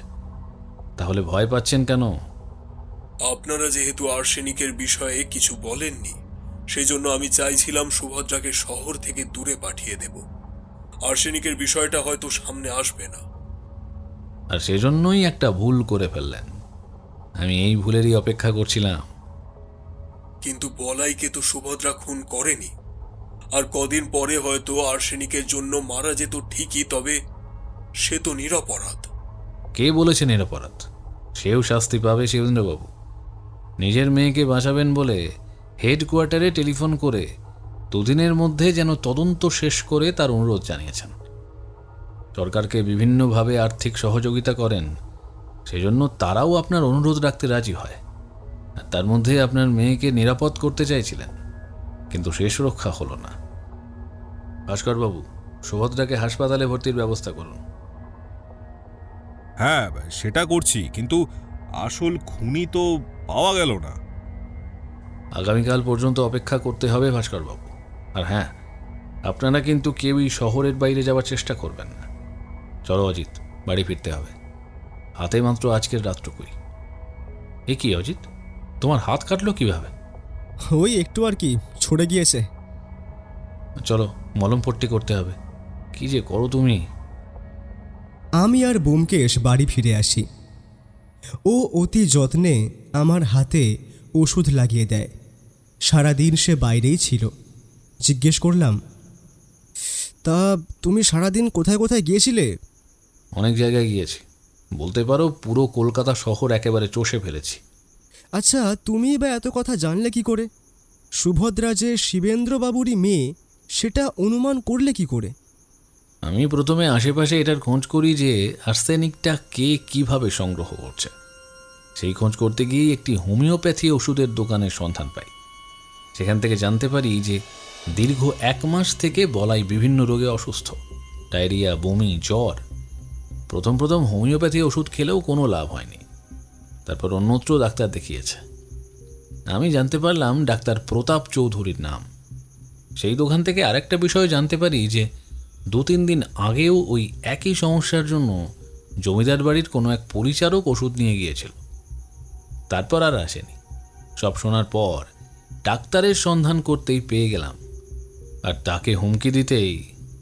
কিন্তু প্রতাপ চৌধুরী তোমাকে এতদিনের গোপন কথা বলল কেন? সে তো এতদিন কোথাও কোনো কথা ফাঁস করেনি।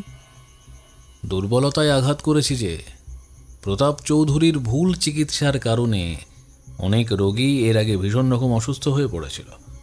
সেই তথ্য আমি অনেক ওষুধের দোকান থেকে জেনেছিলাম। আমার কাছে সব তথ্য আছে। সেসব নিয়ে বলতেই উনি আমাকে ভয়ে সব বিষয় খুলে বলেন। কারণ বলাই মারা গেছে, ওনার টাকা রোজগারের রাস্তাও বন্ধ, সেই দুশ্চিন্তা তো ছিলই। তার উপর যদি আমি পুলিশে সব কিছু জানিয়ে দিই, তাহলে জেল যাওয়া থেকে আর কেউ আটকাতে পারবে না। আর আর্সেনিকের সন্ধান পেলে? আর্সেনিকের সন্ধান পাইনি, তবে সেটা সুভদ্রাই বলতে পারবে। তবে এইটুকু বুঝেছিলাম যে এই আর্সেনিক কাণ্ডে সুভদ্রাই আছে। তার কারণ সে কিন্তু আমাদের সামনে আসেনি, অসুস্থ। এরপর আরও কিছু বিষয় সামনে আসে যে শতরূপা মানে বলাইয়ের স্ত্রী মাঝে মধ্যেই রাজবাড়ির পুকুর ঘাটে কারো সাথে দেখা করতে যেত গোপনে। সেটা আমি খবর নিয়েছি অন্দরমহলের এক পরিচারিকার কাছে। সেই নাকি এই কথাটা বলাইয়ের কানে তুলেছিল। তুমি এই অন্দরমহলের পরিচারক আর পরিচারিকাদের সন্ধান পেলে কোথায়? টাকা কথা বলে বন্ধু। আমি বাইরে অপেক্ষা করছিলাম কখন ওদের বাইরে একা পাবো। আর পুলিশের লোক তো ওখানে মোতায়েন ছিলই। তারাই আমার কাছে নিয়ে আসে কথা বলার জন্য। সব কিছু জানার পর থানাতে যাই, আর তখনই থানায় টেলিফোন করে মোতায়েন করা পুলিশ জানায় যে জমিদার বাড়ি থেকে একটি গাড়ি শিয়ালদা যাচ্ছে। আর তাই তখন আমি থানা থেকেই তোমাকে টেলিফোন করি। আর এই শতরূপা কার সঙ্গে দেখা করত? সব কথা এখনই শুনলে হবে, ধৈর্য রাখো। আচ্ছা বেশ, রাখলাম ধৈর্য। আমি আর কিছু জিজ্ঞেস করিনি। রাত হয়। পুঁটিরাম দেখি আমাদের জন্য গরম ভাত আর ইলিশ ভাপা নিয়ে হাজির। আমি তো অবাক হলাম। পুঁটিরাম শেষমেশ ইলিশটা করেছে তাহলে। এ কি পুঁটিরাম, তুমি ইলিশ করলে যে? তোমার তো আজকে নিরামিষ। কি বলেছিলাম না, পুঁটিরাম মানুষটা একদম অন্যরকম। আহা পুঁটিরাম, কিন্তু তুমি তো কালও করতে পারতে। কেন কাল কেন? তোমরাই তো আমার বলরাম আর জগন্নাথ। তোমাদের পেট ভোজ করালেই আমার শান্তি। নাও খাও দেখি। বলরাম? আমি নামটা শুনেই ব্যোমকেশের দিকে তাকাই। পুঁটিরাম তো জানে না যে এই বলরাম নিয়েই এত রহস্য। ও আমার দিকে তাকিয়ে স্মিত হাসে। খাওয়া শেষ করে আমি ওর উদ্দেশ্যে বললাম, তুমি বলেছিলে মৃদুল টেলিফোন করবে, কিন্তু কই, কোনো টেলিফোন তো এলো না। সেটা আমিও ভাবছি, টেলিফোন এলো তো পুঁটিরাম জানাতো। আমি আর ব্যোমকেশ টেলিফোন নিয়ে কথা বলতে বলতেই টেলিফোনটা বেজে ওঠে। তখন ঘড়িতে রাত 9:30। ও রিসিভার কানে লাগিয়েই বলে, হ্যালো, হ্যাঁ মৃদুল।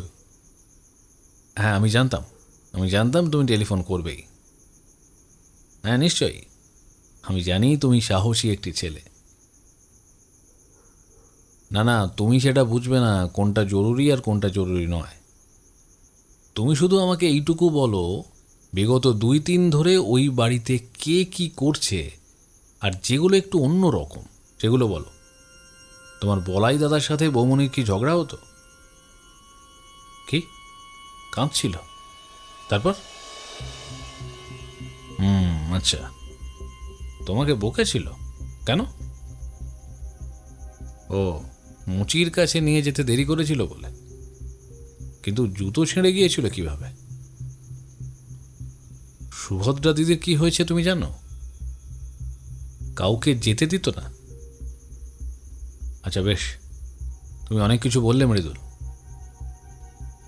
গোয়েন্দা হতে গেলে সাহস, সততা থাকতে হবে। আমি জানি তোমার মধ্যে এই দুটোই আছে। বাহ, তুমিও গোয়েন্দা হতে চাও আমার মতন? তুমি আমার থেকেও অনেক বড় হবে। এখন দেখো। টেলিফোন রাখার পরেও দেখি ওর মুখে মৃদু হাসির ছাপ। অবশ্য শেষের কথাগুলো থেকে অনুমান করাই যায় যে কি কথা হয়েছে। কি কি বলছে মৃদুল? বলছে ও সত্যান্বেষী হতে চায়। হ্যাঁ, সেটা তোমার শেষ কথা শুনেই বুঝেছি। আর কি বলছিল? জুতো মুচি বললো তো অনেক কিছুই, এসব কাল বলবো তোমায়। এই যে তুমি যে কেন আমার সাথে এমনটা করো? তুমি জেনে গেলে যে সব কিছুই আগে লিখে ফেলবে। দাঁড়াও, ধৈর্য ধরো বৎস, ধীরে ধীরে সব কিছু জানতে পারবে। সারা রাত এক রাশ রহস্য নিয়ে শুয়ে পড়ি। ও এমনই, সব কথা একবারে বলতে চায় না, শুধু রহস্যগুলো জমিয়ে রাখে। আমার মনেও অনেক প্রশ্ন, সেসবের উত্তরের জন্য কালকের অপেক্ষা।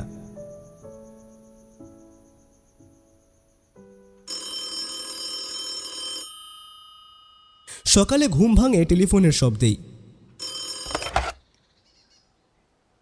আরে বাহ, দারুণ খবর তো।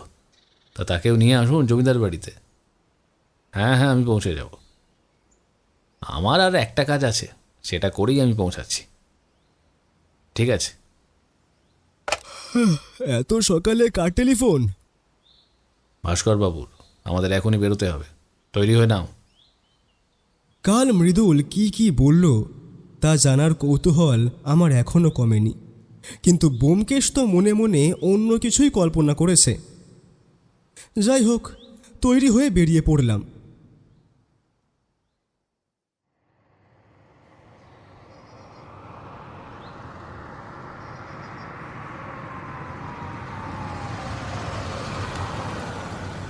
ট্যাক্সি গিয়ে থামে জমিদার বাড়ি থেকে অনতি দূরে একটি মুচির দোকানে। সেখানে গিয়ে ও বলল, আমরা জমিদার বাড়ি থেকে এসেছি। গতকাল যে জুতোখানা মেরামতের জন্য দিয়ে গিয়েছিল সেটা হয়েছে?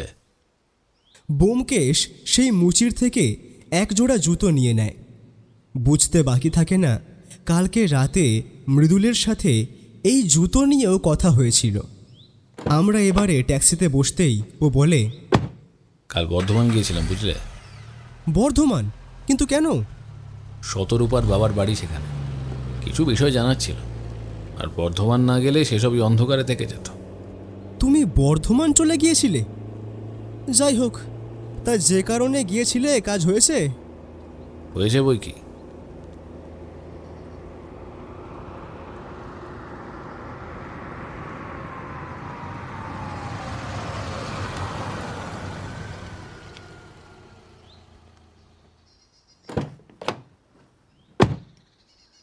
এরপর জমিদার বাড়িতে প্রবেশ করতেই দেখি সকলে আগে থেকেই বৈঠক ঘরে বসে রয়েছে।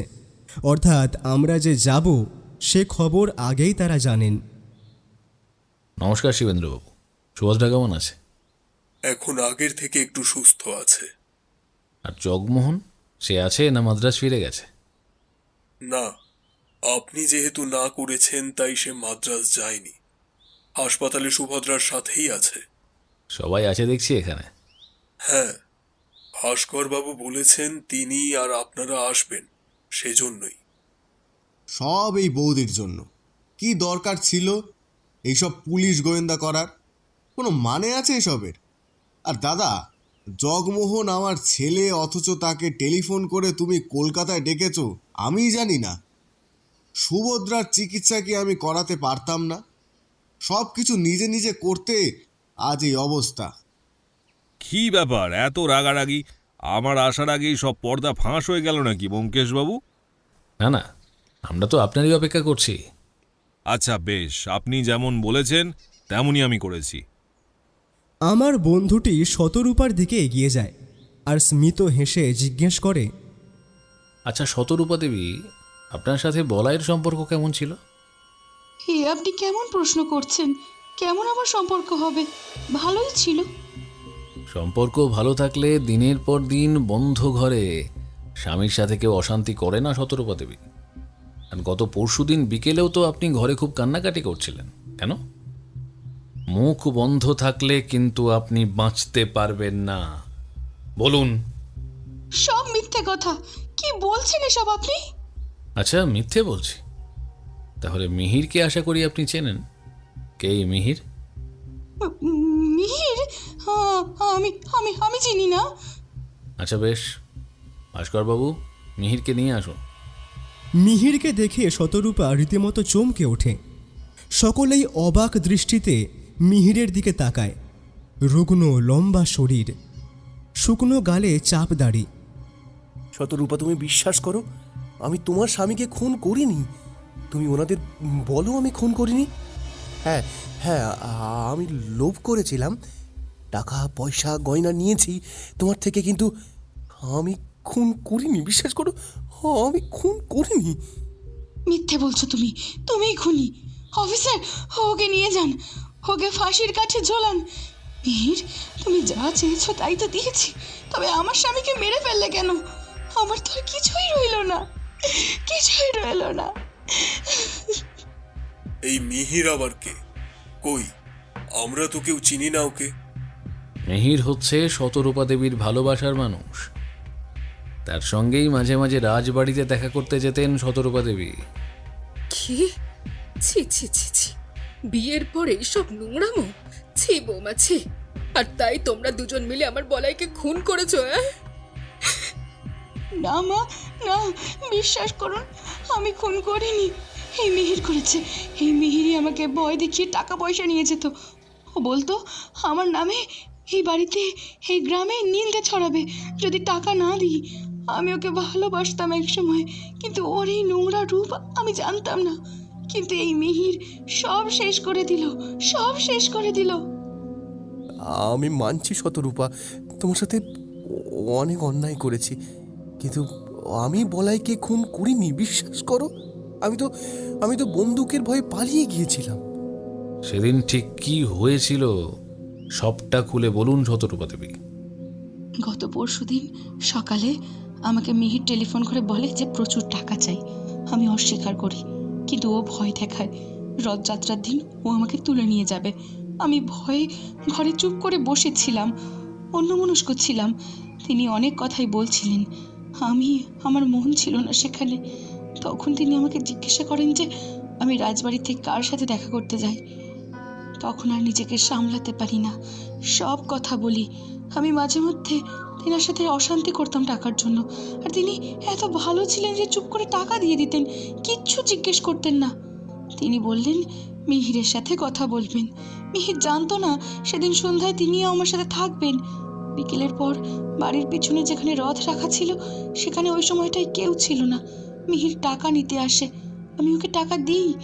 এরপর তিনি মিহিরকে বলেন যে মিহির যা চেয়েছে তার বেশি টাকা ওই পুঁটুলিতে আছে। এরপর যেন আর এই শহরে ওকে না দেখা যায়। কিন্তু মিহিরের লোভ ছিল আরও সাংঘাতিক। সে জানায় টাকা শেষ হলেই আবার আসবে। এরপর তিনি ভীষণ রেগে যান। মিহিরকে সজোরে ঘুষি মারতেই মিহির পড়ে যায়। এরপর দুজনের মধ্যে ধস্তাধস্তি হয়। তিনি আমাকে চিৎকার করে বলেন, শতরূপা, আমার বন্দুকটা নিয়ে এসো, আমি আজ এই সমস্যা একেবারে সমাধান করে ফেলবো। আমি ওনার কথা মতো দৌড়ে নিজের ঘরে যাই। সারা ঘর খুঁজেও বন্দুকখানা পাই না। আমার ঘর তেতলার সব থেকে পশ্চিমে। আমার সেই ঘর থেকে নেমে আস্তে আস্তে দেখি ওনার মৃতদেহ রথের চাকার নিচে চাপা পড়ে আছে। এবারে ব্যোমকেশ মুচির থেকে আনা জুতোখানা সকলের সামনে থলের থেকে বের করে দেখিয়ে জিজ্ঞেস করে, এই কোলাপুরি জুতো জোড়া কার? এ তো ওনার জুতো। কালই তো নতুন বের করে দিলাম পুজোয় পরবার জন্য। আপনি কোথা থেকে নিয়ে এলেন? সুপ্রিয়া, সবসময় প্রয়োজন ছাড়া কথা কেন বলো বলো তো? যাও এখান থেকে। কেউ যাবে না যতক্ষণ না আমি বলবো। আর নিজের স্ত্রীকে রাগ দেখিয়ে লাভ নেই জিতেন্দ্রবাবু। বলুন বলুন, এই জুতো জোড়া কোথায় পেলাম আমি? এই জুতো জোড়া আমার, সেটা কে বললো আপনাকে? কেন, আপনার স্ত্রী তো বলল। এর থেকে আর কোনো প্রমাণের দরকার আছে কি? আর নইলে যেই মুচিকে দিয়েছিলেন সারাই করতে, তাকে ডাকবো কি? দেখুন ব্যোমকেশ বাবু, আপনি কিন্তু বেশি বাড়াবাড়ি করছেন। আমার মনে হয় বাড়াবাড়িটা আপনিই করছেন। আপনি কি নিজে থেকে বলবেন নাকি? আশ্চর্য, আমি বলবোটা কি? যেখানে রথ রাখা হয়েছিল সেখানে কাদার মধ্যে জুতোর ছাপ পাওয়া গিয়েছে। নরম মাটি হওয়ায় জুতো আটকে গিয়েছিল, আর সেজন্যই জুতো ছিঁড়ে যায়। এরপরও কি আমি বলবো না আপনি? ব্যোমকেশের কথা শুনে এবারে জিতেন্দ্রবাবু দমে যান। তিনি তক্তপোষে ধপ করে বসে পড়েন। চোখের চশমা খুলে মাথায় হাত দিয়ে নিচু হয়ে ডুকরে কেঁদে ওঠেন। এখন কান্নাকাটির সময় নেই জিতেন্দ্রবাবু, বলুন কি হয়েছিল? বলার সাথে মিহিরের যে এত কিছু হয়েছে আমার জানা ছিল না, কিন্তু আমি একটা শব্দের আওয়াজ পেয়েছিলাম। পিছন দিকটায় যাই, গিয়ে দেখি বলাই জ্ঞান হারিয়ে পড়ে আছে। ওকে ওই অবস্থায় দেখে আমার নিজের ছেলের কথা মনে পড়ে যায়। সুভদ্রা যেদিন অসুস্থ হয় তখন সেই বলাইকে আর্সেনিক দেওয়ার কথা স্বীকার করে আর বলে সে যে বলাই এই বংশের কেউ নয়, আর দাদা শুধুমাত্র জমিদারির লোভে মুকুন্দকে ছেলে সাজিয়ে রেখেছে। আর এদিকে আমার ছেলেটা 22 বছর আগেই মারা গেছে। আমি সব আড়াল থেকে শুনে ফেলেছিলাম আর ফুঁসছিলাম। সারা জীবন দাদাকে বিশ্বাস করে গিয়েছি। এই জন্যই এতকাল মুকুন্দরূপী বলাই বাইরে ছিল।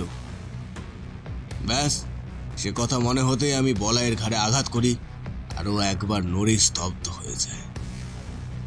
কিন্তু এটা যে খুন তা যেন বোঝা না যায়, তার জন্য রথের দড়ি টেনে নিয়ে এসে রথটা বলাইয়ের ঘাড়ের কাছে এনে রেখে দিয়ে দৌড়ে যাই। আমি আর জানার চেষ্টা করিনি বলাই ওভাবে পড়েছিল কেন। আচ্ছা শতরূপা দেবী, আপনি কেন চুপ করেছিলেন যখন পুলিশ এলো? এটা যে সাধারণ মৃত্যু নয় বললেই তো এতদূর জল গড়াতো না। কেউ বিশ্বাস করতো না আমাকে, ভাবতো আমিও মিহিরের সাথে মিলিত। আর তাছাড়া সবাই আমার চরিত্র নিয়েও প্রশ্ন তুলতো, তাই। আচ্ছা, তুমি এসব কি বলছো গো? বলাই আসলে মুকুন্দ? আসল বলাই আমাদের ছেলে ছিল? আর সুভদ্রা? ঠিকই বলছি, দাদা তো সামনেই আছে, জিজ্ঞাসা করো। সুভদ্রা আমাদের নয়, দাদার মেয়ে। আর আমাদের 2 ছেলে। বড় ছেলেকে দীঘার সমুদ্রে ভাসিয়ে দিয়েছে দাদা। এত বিশ্বাস, সম্মান, ভালোবাসা সব শেষ হয়ে গেছে। নিজে পাপ করেছে, এখন তাই পাপের ফল নিজের মেয়েও ভুগবে। শুধুমাত্র সম্পত্তির জন্য এত কিছু? বলাই তাহলে আমার কেউ নয়?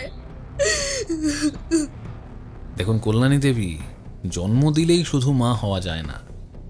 আপনি তো মা যশোদা, কিন্তু সম্পত্তির লোভ আপনার কোল খালি করে দিয়েছে। আচ্ছা, সুভদ্রা বিয়ে করেনি কেন? এই বলাই মানে মুকুন্দ আর সুভদ্রা তো প্রায় একই বয়সী। আসলে সুভদ্রার কুষ্ঠিতে কম বয়সে বৈধব্য যোগ আছে, আর রুক্মিণীকে দেখে সেই জীবনও চায় না, তাই বিয়ে করেনি।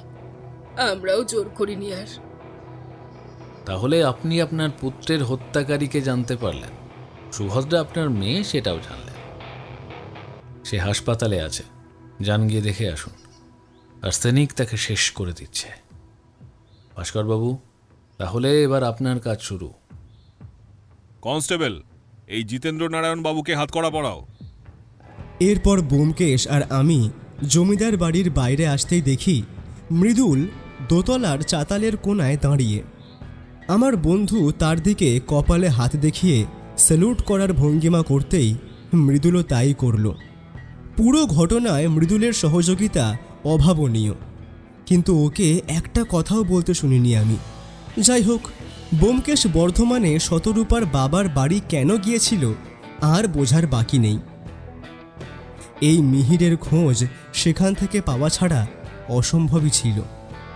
বুঝলে ভায়া, বর্ধমানেই আমি জানতে পারি যে শতরূপার জীবনে অন্য কেউ ছিল, কিন্তু সে বাউন্ডুলে ছিল বলে বাবা মা এই জমিদার বাড়িতেই বিয়ে দেয়।